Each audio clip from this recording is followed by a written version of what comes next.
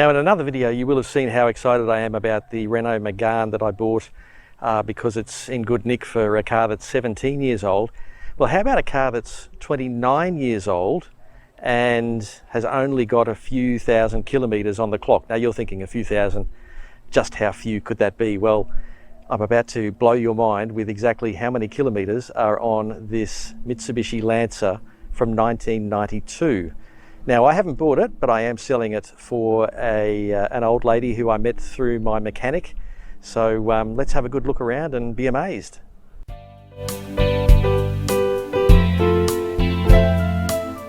Well, 1992 is calling in the shape of this lost Lancer.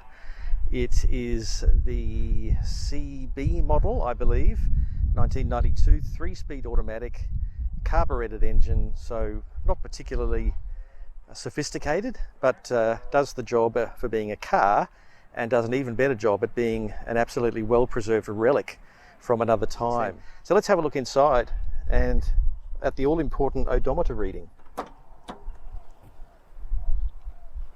So it needs a tidy up. It's clean, needs a tidy up though. Right, let's have a look at the odometer, and let's get you in nice and close there so you can see. Right, there's the odometer. 16,600 kilometres is the reading on this 1992 car. Not even 1,000 kilometres a year. So that's amazing. So you open it up, and as usual, the Mitsubishi red light comes on the dash saying a door is ajar. Not a lot of information on the dash, no tachometer, just a speedometer and the temperature and fuel, and the all-important gear selector, which at the moment, no, I thought it was glowing neutral, but it's just the sun making it look as if it's glowing in neutral when it's turned off. And the binnacle has the very 80s buttons on the outside, digital clock in the middle, of course, and the wind-up windows. And of course this one's the Grandpa spec one because it was bought new by an older gentleman and kept until a couple of years after his last day. So it's got the weather strips going along either side, and of course one thing every Grandpa spec car needs, the louver at the back.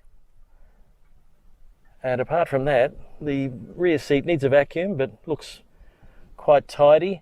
There's a bit of staining here and there on the plastics in the cabin, which could just be from, I don't know, sitting around doing nothing, the air not being changed. Certainly the middle of the dash looks okay. The aircon unfortunately doesn't work, but the fan does. The radio is usual Japanese operation and precision, so very easy to use, and that's all it does is be a radio. And of course the cassette deck, which I haven't tried, and I'm not about to waste a cassette testing that one out. There's no overdrive button on the stick, so yeah, it's got to be a 3-speed. It certainly seemed to be running high in revs on the highway home at 100 kilometres an hour. I've got no idea what it was doing though, because there's no tachometer, but certainly was making a fair bit of noise. And apart from that, what else have we got here? A little cubby hole with nothing in it. Let's see, that's got nothing in it. I'll have to find some books, see if there's any books lying around at the lady's house service, and the mechanic who serviced it and cleared it for me to drive home, he said basically the oil looked like it hadn't been used at all in the couple of years since he's been there. The lady's got her own car, so this car she only kept because her husband was around, and now that he's gone she feels it's a bit silly to keep it taking up room in the garage.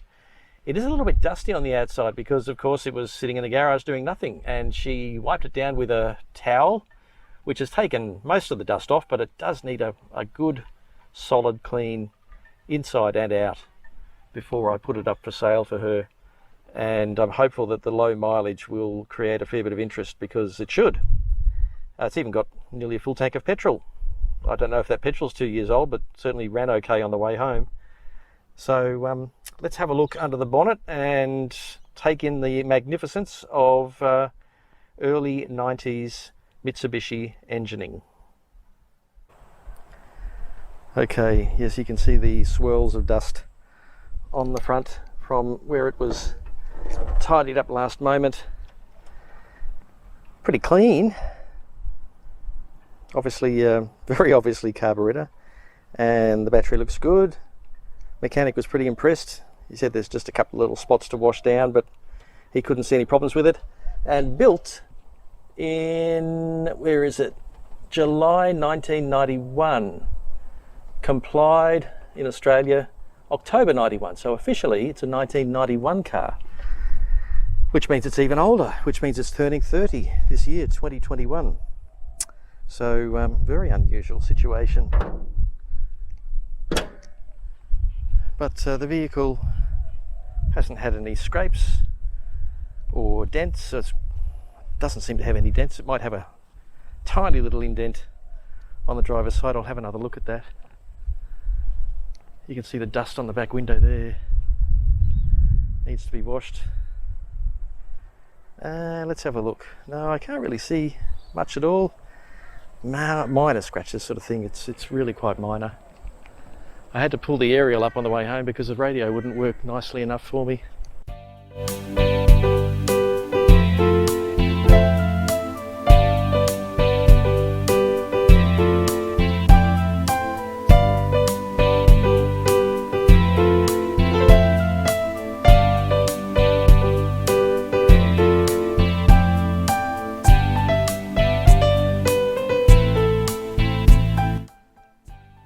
Just going to fire it up and you can have a listen to it. I don't know that you'll hear much, but we'll fire it up. The driver's seat does not go back all that far in this vehicle for some reason. I've noticed I'm sort of at the very limit. If it was much taller than me and I'm just under 6 foot, you might have trouble fitting in one of these Lancers. That's the only thing I can think of. Let's give it a start anyway. It's kind of hot from driving home on the highway. Needle didn't move though, which is good. And let's turn off the fan, seeing as we're not going anywhere. And here we go, starting it up. It did not need much starting. Admittedly, it has been running for half an hour on the trip home. So anyway, this is Project Lost Lancer. So we'll bring it back to life, get it roadworthied, get it up for sale and see if we can find someone who can give it the passion it deserves for being a survivor car.